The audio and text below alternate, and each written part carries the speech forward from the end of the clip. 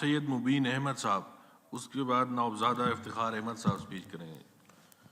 بہت شکریہ اسپیکر صاحب، تھینک یو ویری مچ۔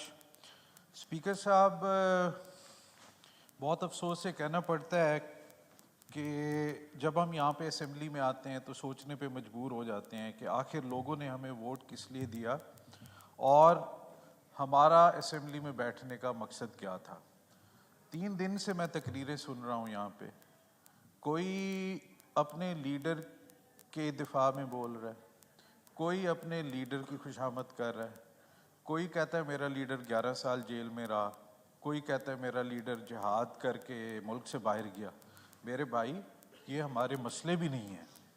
آپ یہ دیکھیں بجٹ کے اوپر، آپ اگر if you just have look at the budget right away you will find out کہ ہمارا سب سے بڑا ایشو ہے کیا۔ ہمارا سب سے بڑا ایشو یہ ہے کہ 7,500 ارب ہماری انکم ہے اور بجٹ ہم نے بنا دیا 14,500۔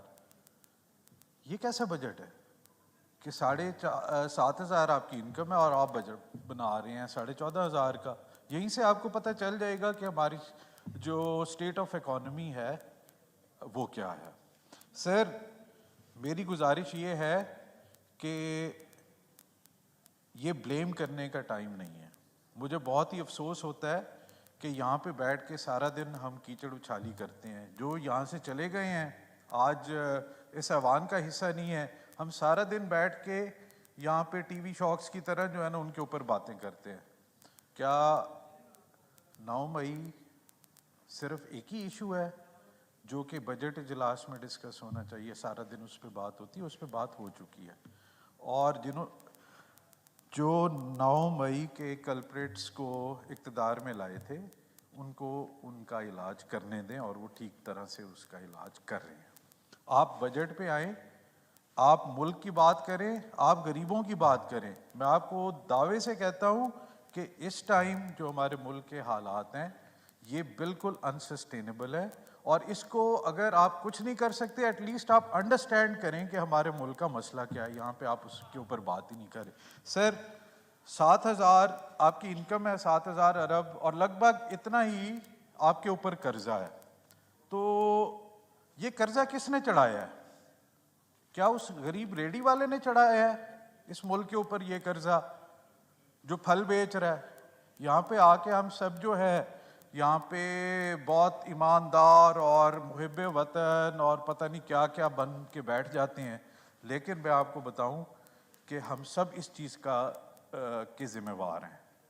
40 سال سے یہ ساری پارٹیاں جو ہے یہ بھی انہی حکومتوں کا حصہ رہے ہیں جنہوں نے اس قرضے کو یہاں تک پہنچایا۔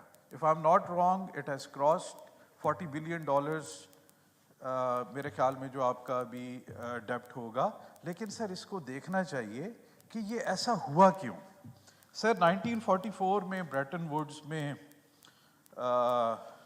نیو ہیمپشائر امریکہ میں ایک ایگریمنٹ ہوا، نیو انٹرنیشنل مانیٹری سسٹم بنایا گیا، اور اسی کی بائی پروڈکٹس تھیں IMF اور ورلڈ بینک۔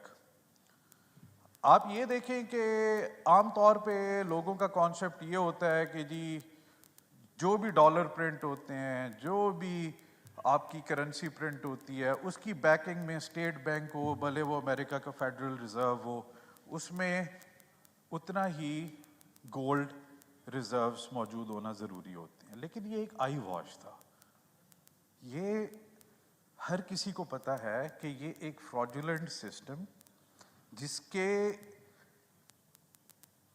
بیسس کے اوپر یہ بریٹن ووڈ سسٹم لایا گیا، اور پوری دنیا پہ ایک اپنا اکنامک مانیٹری سسٹم جو ہے اس کو پوری دنیا کو کنٹرول کرنے کے لیے وہ بنایا گیا۔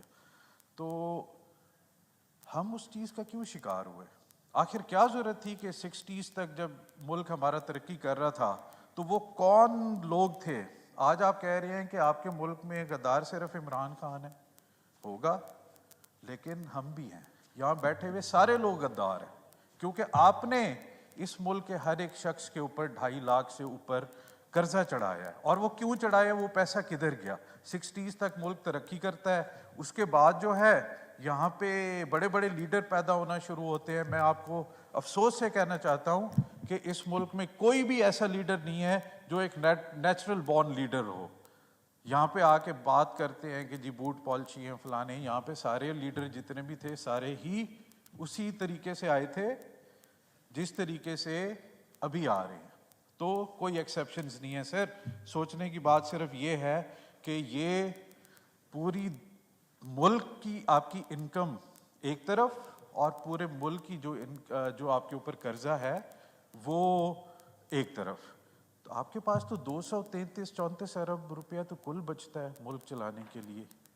تو بجٹ بھلے آپ بنا دیں لیکن آپ کو سوچنا پڑے گا, ہمیں سوچنا پڑے گا کہ کیا ملک اسی طرح چلنا ہے یا ہمیں سیریسلی مل بیٹھ کے اس ملک کے بارے میں سوچنے کی ضرورت ہے. سر جو میں بات کر رہا تھا بریٹن ووڈ کا ذکر میں نے اس لیے کیا صرف کہ ہمیں انڈرسٹینڈ کرنا چاہیے کہ اس کی جو 2 پروڈکٹس تھیں, 2 انسٹیٹیوٹس تھے, IMF اور ورلڈ بینک, وہ کس لیے بنائے گئے؟ وہ اس لیے نہیں بنائے گئے تھے کہ آپ کے ملک سے غربت ختم ہو جائے. وہ اس لیے بنائے گئے تھے کہ تاکہ آپ کا جو غلامی کا سلسلہ ہے یہ کبھی ختم نہ ہو. اور یہ وہ لوگ جنہوں نے بے دردی سے اس ملک کا قرضہ لیا, خواہ وہ سویلین حکومتیں تھیں یا غیر سول حکومتیں تھیں, ان سب کے اوپر اس کی ذمہ داری آتی ہے. اس کی ذمہ داری تمام ان پارٹیوں پہ آتی ہے جو 1970s کے بعد اقتدار میں آئی ہیں, اور کسر کسی نے نہیں چھوڑی. تو سر آپ اپنے ملک کے سب سے جو کور ایشوز ہیں ان کو آئیڈینٹیفائی کریں. یہ باقی مسئلے چلتے رہیں گے. عدالتیں بھی ہیں, عدالتوں کا تو ہم نے دیکھ لیا حال کہ 50-50 ہزار کیس غریبوں کے عدالتوں میں لگے ہوئے ہوتے ہیں, لیکن وہاں پہ جو ہے نا وہ ملزموں کے لیے ریڈ کارپٹ بچھائے جاتے ہیں. میں کسی پارٹی کے حق میں نہیں ہوں, اور عمران خان جب پاور میں تھے تو بھی ہم ان کو یہی باتیں کرتے تھے. ان سے اختلاف کیا تو وہ بھی اصولی بنیاد پہ کیا. تو سر آپ کے ہمارے سب کے اوپر سوچنے کی بات ہے, یہ کوئی مذاق نہیں ہے کہ آپ کا ملک پریکٹیکلی اس ٹائم ڈیفالٹ کر چکا ہے. آپ کے پاس پیسے نہیں ہیں. آپ یہ باقی جو 14,000 ارب کا آپ نے بجٹ بنایا ہے یہ آپ کہاں سے لائیں گے پیسے؟ لیکن ابھی بھی ٹائم ہے. میرا بہت مشکل سجیشن ہے, میں دینا نہیں چاہتا کیونکہ سر یہ بڑا ایک سینسیٹیو ٹاپک ہوتا ہے کہ standing on the floor of a house talking against the dollar, the now petro dollar system. لیکن eventually you will have to get out of it sir, there is no other way out. ٹھیک ہے سر, آپ block بنائیں, آپ Russia کے ساتھ trade کریں, بہت اچھی بات ہے, انیشیٹوز شروع ہو گئے ہیں. آپ چائنا کے ساتھ کریں, بارٹر ٹریڈ کریں, ان کی کرنسیز میں کریں. اور سر آپ کو اپنی ایکسپورٹس بڑھانی ہوں گی, آپ کو اپنی امپورٹس کم کرنی ہوں گی, لیکن وہ صرف اس وقت ہوگی جب یہ پارلیمنٹ سیریس ہو کے اس ملک کے لیے اور اس عوام کے لیے سوچے گی. اگر یہاں پہ صرف ہم نے بیٹھ کے تالیاں بجانی ہیں. سر بہت افسوس ہوا مجھے آج سن کے کہ یہاں پہ ہمارے ہی آنریبل ممبرس ٹھہر کے تقریر کر رہے ہوتے ہیں کہ جی وہ فلانا لاڑکانہ میں ادھر جی کھمبے کو ہم کھڑا کر دیں گے اور وہ جیت جائے گا. سر کیا بات کر رہے ہیں آپ؟ یہ انسانوں کا ملک ہے, آپ کیوں توہین کر رہے ہیں لوگوں کی؟ جی یہاں پہ 22 کروڑ عوام جو ہیں ان کے بھی حقوق ہیں سر. یہاں پہ صرف پارلیمنٹ میں بیٹھے ہوئے لوگوں کے حقوق نہیں ہیں. آپ ان کا بھی خیال کریں, ان غریب لوگوں کا بھی خیال کریں. ہم سارا دن غریب کرتے ہیں, لیکن میں آپ کو بتا رہا ہوں سر ہم میں سے کوئی غریب نہیں ہے, نہ ہم میں سے کسی کو غریب کے ایشوز کا ادراک ہے, نہ ان کے پرابلمز کا ادراک ہے.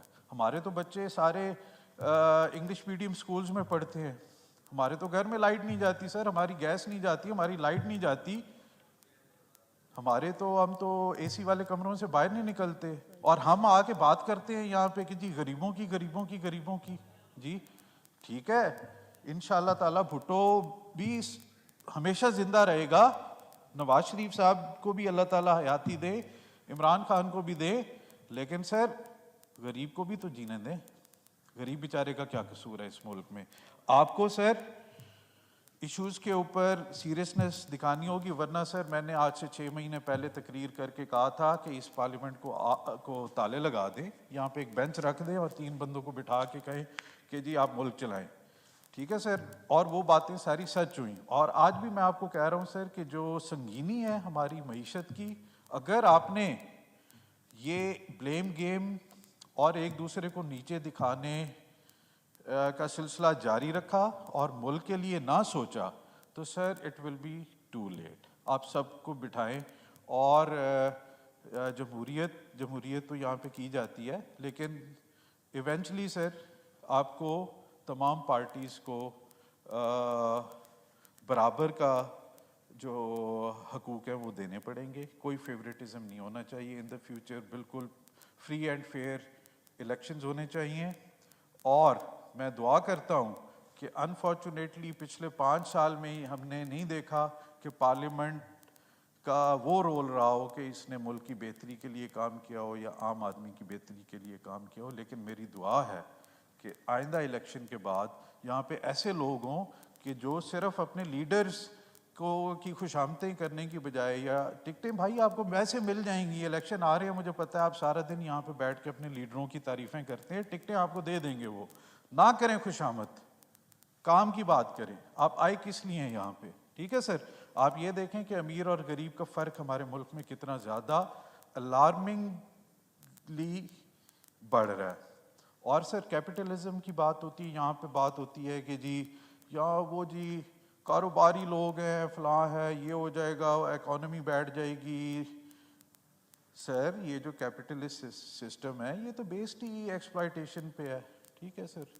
تو اس کا تو مقصد ہی صرف یہی ہے کہ غریب کی جیب سے پیسہ نکالنا ہے اور ہم نے امیر تر ہونا ہے، ٹھیک ہے نا سر، اس میں تو کوئی دوسری رائے نہیں ہے۔ یہاں پہ بیٹھ کے ہم سارے اپنے انٹرسٹ گروپس کو ڈیفینڈ کرتے ہیں، کوئی ہمارا رشتہ دار ہوتا ہے، کوئی ہمارا پارٹنر ہوتا ہے، کوئی کبھی غریب آدمی کی یہاں پہ بات ہوئی، کوئی معذرت سے عمران خان صاحب کے دور میں بھی سارے انٹرسٹ گروپ کے ریپریزنٹیٹیوز تھے جو اقتدار میں تھے، اب بھی ایسا ہی ہوگا، کوئی زرداری صاحب کا دوست ہوگا، کوئی نواز شریف صاحب کا ہوگا، کوئی عمران خان صاحب کا ہوگا۔ تو سر اب بس بہت ہو چکا ہے، یہ میری مؤدبانہ گزارش ہے کہ یہاں پہ لوگ بیٹھ کے کسی پلان کے تحت آئیں، پرابلمز ہم سارا دن یہاں پہ ڈسکس کرتے ہیں، لیکن we have to come up with a solution, a long term solution. اور آخری بات میں یہ کروں گا سر کہ لانگ ٹرم سلوشن صرف یہ ہے کہ آپ کے سارے پولیٹیکل اور نان پولیٹیکل سٹیک ہولڈرز سارے بیٹھ کے ایک 12-15 سال کا ایک اکنامک پلان ڈیزائن کریں۔ ضرور حکومتیں چینج ہوں گی، ضرور یہ سسٹم چلتا رہے گا، لیکن سر کچھ چیزوں کے اوپر آپ کو ملک بچانے کے لیے مشکل فیصلے کرنے پڑیں گے، اور آئی ہوپ کہ وہ مشکل فیصلے کیے جائیں، قطع نظر اس کے کہ کس کی حکومت ہوتی ہے، لیکن آپ ملک کو بھی بچائیں، عوام کو بھی بچائیں۔ اور یہاں پہ جو ہے نا سر سیلف پریزنگ اور اپنی ذات کے لیے بیٹھنے کے لیے یہاں پہ کوئی نہیں آیا، ایٹ لیسٹ میں تو نہیں آیا، اور میں امید کرتا ہوں کہ ہم ایک کلیکٹیو وزڈم کے تحت ملک کو اس مشکل حالات سے نکالیں گے۔ Thank you sir. شکریہ جی۔